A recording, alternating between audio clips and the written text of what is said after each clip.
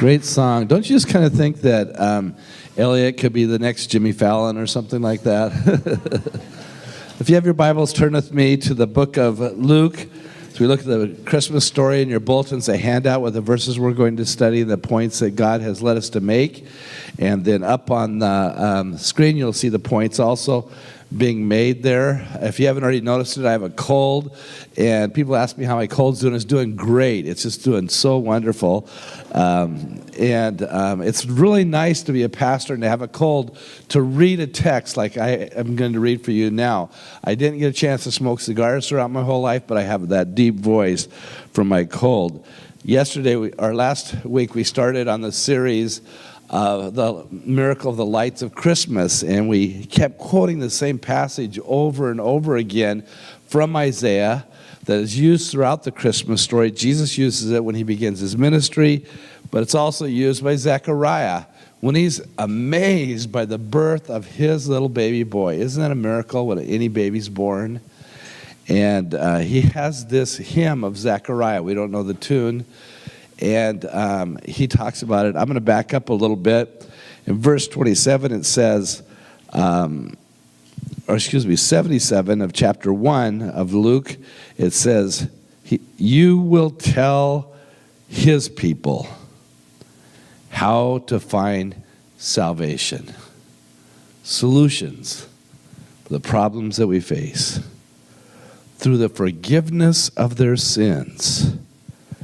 Because of God's tender mercy, the light from heaven is about to break upon us. There's that theme of light again. To give light to those who sit in darkness and in the shadow of death, and to guide us to the path of peace. Through 44 years of being a pastor, I don't know how many times I've sat with someone who's in the shadow of darkness, and to be able to see God's light break into the room. Well, at Christmas, we see that light, and I want to share with you about the light of God's peace.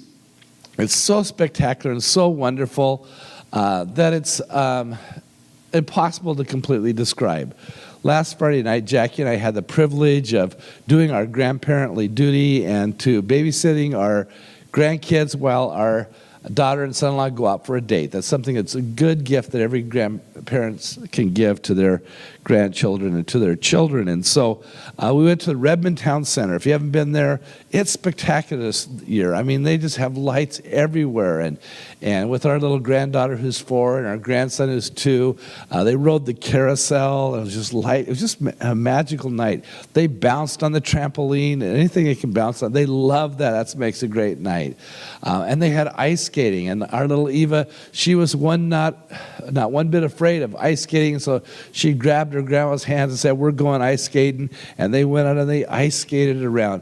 And it was just a beautiful, beautiful evening. And then the next thing we did is we went to the Grinch. And if you haven't been to the Grinch, this is an advertisement for going to the Grinch. And we ran into a bunch of other grandparents that had their grandchildren there.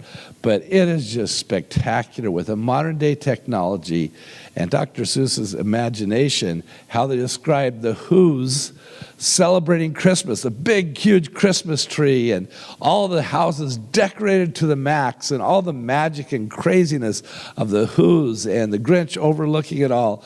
And as we're sitting there in this small theater, I know that's what everyone was thinking, because our 4-year-old granddaughter, Eva, who takes after her grandma, she's just as crazy, just as wild, just as ornery, just as tough, just as good-hearted, just as sweet, and very beautiful. She just yelled out at the top of her lungs, "This is crazy!" And everyone just kind of applauded like, yeah, this is just crazy. But that delight of a 4-year-old when they become 14 or 24 or 64 can become a different cry of this is crazy. This is all crazy. Just the tension and the stress of Christmas can seem more than we can handle. And my prayer today is that you'll be blessed with the peace of Christmas. I have this message at the beginning because we need it at the beginning, because the traffic gets worse, doesn't it? We have incredibly high expectations. Like Christmas has to just be perfect. All of us have our own traditions. You've got to have the eggnog exactly right. You've got to have the candles lit. The tree can't fall over. There's all these other things, the way the house is decorated, the way people, the in-laws relate to one another, our images. Some people are just wounded because maybe they don't have that perfect setting. But we think of Christmas as something that happens to us, a gift that the world gives to us. Maybe it's because that's the way it was when we're children. When we were watching it, it was my second time watching The Grinch. That's my endorsement for it. Taking the other set of grandchildren, my other granddaughter, when she saw the backstory of The Grinch and how he didn't have a family and how lonely he was at Christmas, little Isabella her yell out was, "I want to adopt the baby Grinch. We need to bring him home." And because and he learns the lesson, Christmas isn't something that happens to you, it's something that we're a part of. It's something that happens in you. And so Zechariah, beginning the Christmas story in Luke, which is the best version of the Christmas story, says this magical phrase about light. To give light to those who are in darkness and in the shadow of death, and to guide us to a path of peace. What a beautiful dream. You couldn't imagine a more beautiful dream for this world that does not know peace. We have a need for peace throughout the world that's beyond anything that we could ever recognize. I remember several years ago, I was the backup speaker for a big dinner at, actually I was a prayer, I wasn't the speaker. I was the backup prayer for a big dinner in Washington, D.C. that Colin Powell had invited the president of the Democratic Republic of Congo. And so they had to do a quick Secret Service check on me, and then I flew red-eye to Washington, D.C. And they asked me, they said, we're going to fly you first class. And I said, no charity should pay for first class. Just put me in the general seating. That was one of the biggest mistakes I've made in all of my ministry because I flew all night long. It was a crazy flight. I flew down to Las Vegas. I don't know why we flew down to Las Vegas to change planes and fly all the way over to Washington, D.C. I couldn't sleep. I slept in the toilet with my head against the mirror, the only way I could get relaxed. And then I had to speak at 9 o'clock in the morning. We got into Washington, D.C. at 8, and I still had a red print on my head from leaning against the mirror trying to sleep. But there I had a chance to meet with the staff of the Democratic Republic of Congo, which was in a terrible civil war. And the head of staff was a Methodist minister, a former Methodist minister. And we got to hang out all day long. And I said, I don't have any background. I've read a little bit about what's happening in Central Africa, but why is there so much genocide? Why is there so much brutality?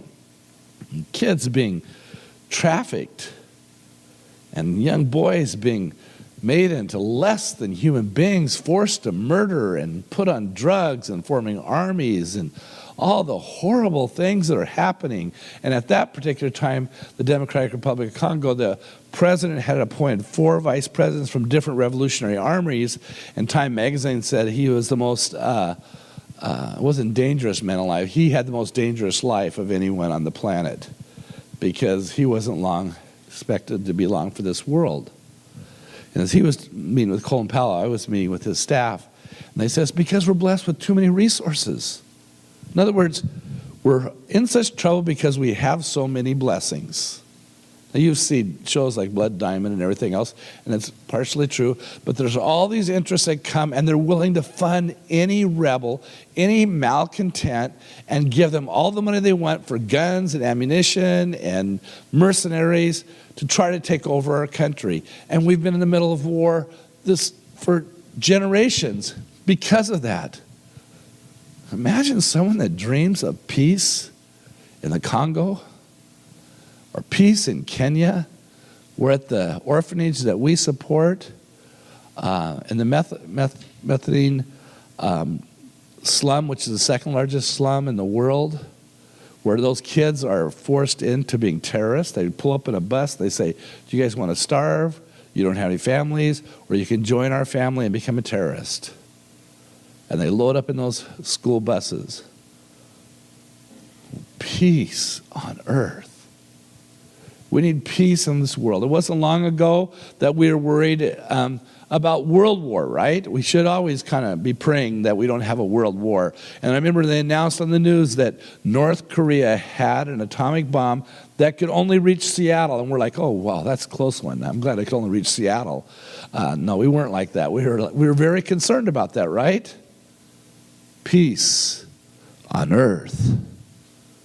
And then you see the people become so mixed up, and there's so many domestic violence, and we see cases of it all the time, even with wealthy professional athletes, like we did last week, where someone would hurt the mother of his own baby because of a need for peace on earth. We hear this Christmas message of people that have so much angst. They feel so much on the outside. They feel like the Grinch. And it's peace on earth. To give light to those, a brilliant light. Hey, peace is possible. I remember during the Vietnam War when my mom used to sing her favorite song at Christmas. And my mom's never sung a solo, but she'd sing to her family when we were driving around the car. And it was, I heard the bells on Christmas Day. And they're all familiar. I can't remember the words to it, but it was great when my mom sang it. Of peace on earth, goodwill to men. It's the hope of Christmas. We talked last week about how we don't know the date of Christmas. Because the Scandinavians kept Christianity for a while, they knew that we needed it during the darkest time of the year. And so they took a pagan holiday and they turned it in to a time of light and joy, of Christmas. And we do need it this time of year, don't we? And the light of peace is one that we need. I had as you know, and I often mention because of the time of my life, was to live in Israel and go to school in Israel. And I went to school, and I look back now and I stay in contact with some of my fellow students. Many of them are professors at Hebrew University and other schools. I look forward to going back and seeing some of them. But in Israel, a place that is so torn by war, and it was war when I was there, the way that you greet everyone isn't like, how you doing? High five. How's it hanging? What's up? It's shalom, peace. And the way you say goodbye isn't like get out of here or anything like that. It's shalom. And the Arabic people there, and they're Arabic Christians, they say salam. It's not hard to translate those two, is it? It's a pretty easy guess. They're asking for peace all the time. And this place is so war-torn. This place where people wear automatic weapons when they take their kids to the mall, and they're all part of the Israeli army to protect them. And on the West Bank, the division, and they're shooting rockets at each other. And yet they greet each other all the time saying, peace. Now, shalom is a strong word. It doesn't mean the whole world's perfect, that everything's right, because Israel has never known peace. They had the Holocaust. Their whole world, that wasn't the first time they had a Holocaust. And yet, their dreams of peace, it's a strong peace that's in the inside. And that's what people couldn't get about the message of Jesus, is that he wanted to not make the world perfect just the way that you want it, or make your husband or wife perfect, or your kids perfect, or you perfect, but he wanted to give you a perfect heart that could accept, that could overcome, that could be as contagious as a cold. You know, it's a horrible thing going to church with a cold, because I see all you guys, you're all hugging and shaking hands, sharing desserts and everything. And when someone comes up to me, I have to say, got a cold. I got to stay back. But that's the picture of what the church has been doing. And that's all this series that we've been going through this fall, that is that Christianity is supposed to get outside of the bubble and to reach out to people, because all of Christianity has a cold.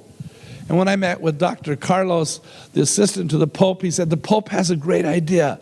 It's that all Catholics are going to try to reach out to people who are non-Catholics. We're going to try to have them over for dinner. We're going to try to speak to them on the streets.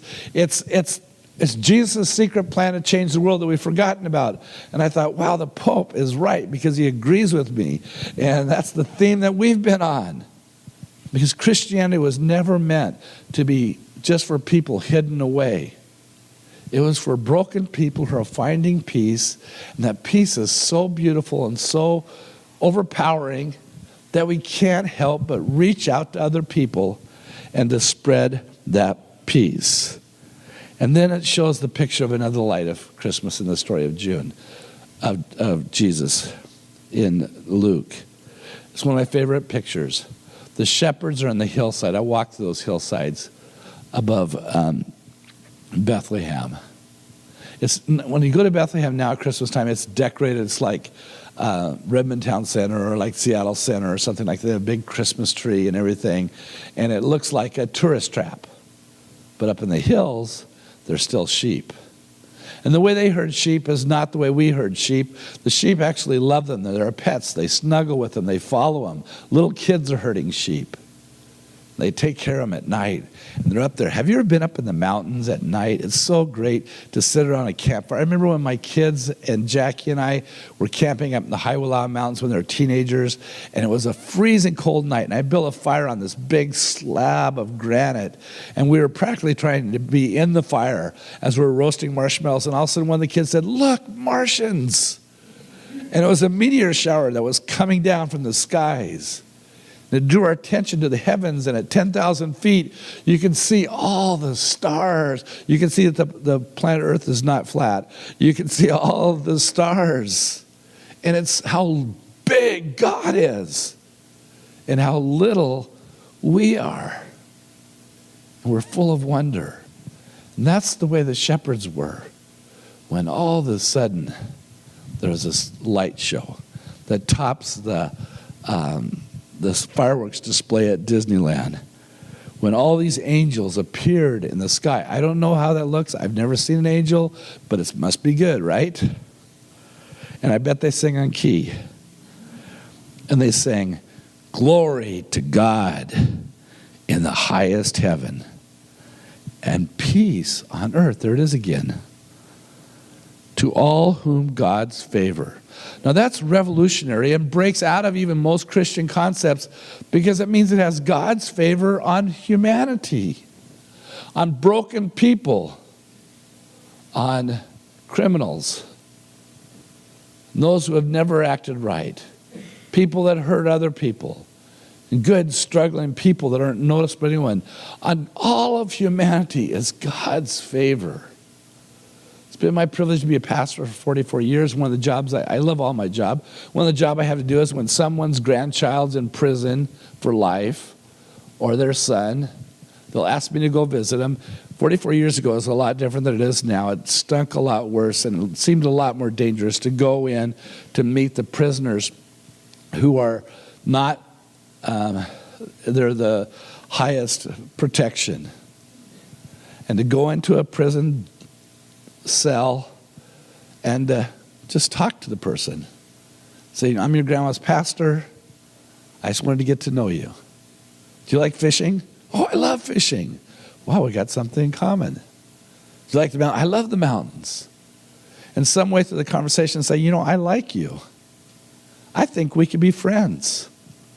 That's God saying to broken human beings, "I like you. You have my favor. I think we could be friends. I think we could be in a relationship and call one another friends."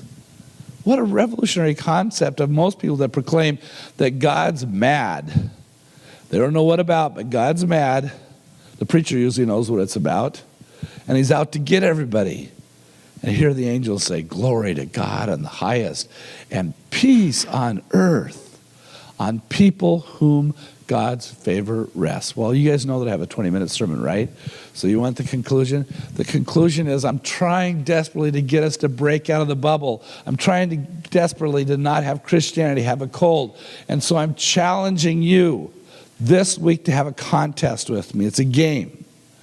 And it means a lot to me, a lot more than you think. It's not just a game. It's more than that. is I want us to have a contest in the whole church, and I want you to count accurately how many people outside of your circle that you can say, Merry Christmas and God bless you. Because if you haven't noticed, people of different religions, people of different backgrounds, the politically correct police don't understand it, but they don't mind you saying Merry Christmas. You can say Happy Hanukkah to them, Happy whatever to them. They'll say Merry Christmas to you if they know you're a Christian. They're not insulted by that. And actually, you can say, I've been counting the last 2 days. I haven't accomplished too much, 8 in the last 2 days. But I'll say Merry Christmas, God bless you. And someone will say, well, I'm an atheist, but thank you. It can't hurt. So I'm challenging you to a contest, and next week we'll report who can say Merry Christmas and God bless you to the most people that you don't know, that you just went into. Now, I would love to give you a prize. I mean, something that would really motivate you to take it seriously. You guys probably already know, if you've been listening to me preach for a while, that I think the coolest car in the whole world is a Corvette Stingray. I mean, I wish I would have raised the money to go over to Lee Johnson Chevrolet and to say, I want to buy it, and I would have had it sitting right up here in front, a red Corvette Stingray. And whoever says, Merry Christmas, God bless you, gets a brand new red Corvette Stingray. Do you think that would have motivated you to try that a couple of times and to do that? But then maybe something better. Maybe I could have gone to that Rich Skinner that has a travel agency, and I could have said, how about a trip around the world for a whole family to go to every place in the world for the person that says, Merry Christmas and God bless you to the most people? That would have been motivating. Do you admit that you had been motivated if that was the prize? Well, I've got something better than both of those. Nancy McJunkin, who is the world's greatest blackberry pie maker, artisan in the whole world. I was thinking, what would you like better, Corvette Stingray, trip around the world, or blackberry pie? Me, blackberry pie, right? I know my pies. She's going to make a fresh blackberry pie, homemade, for the person that can report next week that they've given the most Merry Christmases and God bless you to anyone else. Don't try to cheat and lie about it, because God might strike you dead. You never know. But let's have this little contest. Let's live out this verse. And by the way, say Merry Christmas and God bless you to your family members. Say Merry Christmas to God bless and God bless you the people you work with. Say Merry Christmas and God bless you the people in your church. Because this is crazy to live any other way than without peace on earth and God's favor on all of us. Stand with me for the closing, or don't stand with me for the closing benediction. Please say, Jackie, lead us in guided prayer.